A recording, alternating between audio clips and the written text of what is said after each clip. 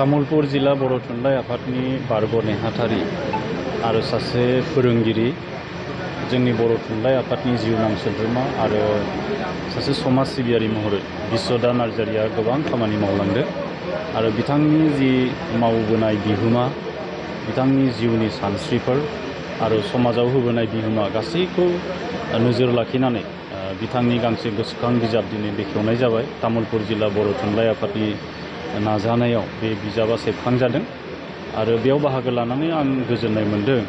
मानो होनोब्ला बिथांनि जि मावबोनाय खामानि, बिथांनि जि जिउनि सानस्रि सान्थौ आरो लोगोसे बर' थुनलाइ आफादाव बिथाङा जि गोबांथार बिहोमा होलांबाय आरो सासे गोग्गो फोरोंगिरि हिसाबै बर' बिजोंनि सोलोंथाइखौ जौगाहोनायाव बिथाङा जिबायदि बावसोमनाय होबोबाय, बेफोरो बे गोसोखां बिजाबनि गेजेरजों बेरखांदों।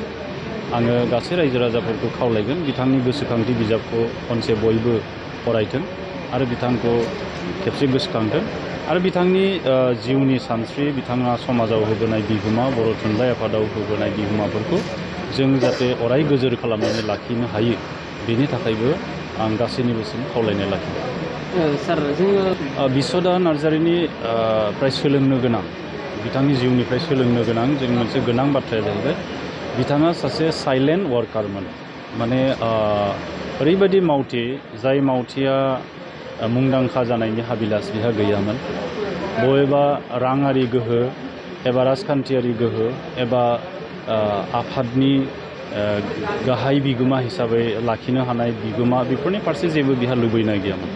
बिथाङा गेबेङैनो जेसेबांसिम हायो गावनि रांखावरि बाहायनानैब्लाबो बिथाङा बर' थुनलाइ आफादनि मोनफ्रोमबो हाबाफारियाव बाहागो लाबोदों आरो बिथाङा प्राइमारियाव गाव गुदि बर' थुनलाइ आफादाव 10 बोसोरनिबो बांसिन सम दैदेनगिरि हिसाबै बे गावनि गुदि जि आफाद बेखौ गोख्रोङै बिथाङा फोथांनानै लाखिदोंमोन।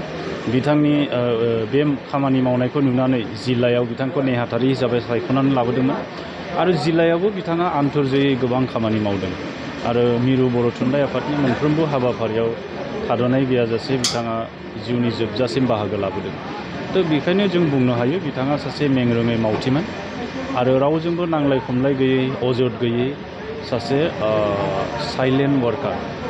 माने बर' थुनलाइनि थाखाय गावखौ मावसोमनो हास्थायग्रा मानसि, नाथाय बिनि सोलायै मुंदांखा जानायनि एबा बिबान गेदेर लुबैनायनि हाबिलास बिथाङा माब्लाबाबो गैयामोन। राजखान्थियारि हाबिलास बिथाङा माब्लाबाबो गैयामोन। बे आदर्शखौ जों बयबो आजावनाया मोजां, अब्लासो जों गेबें गोथारै जोंनि बर' थुनलाइ आफादखौ जौगाहोनाय आरो लोगोसे बर' माहारि दानायाव जों बयबो बाहागो लानो हागोन। बेनो बिथांनि जिउनिफ्राय सोलोंनो गोनां साफ्रोमबो बर' फिसानि मोनसे गोदान लेसन।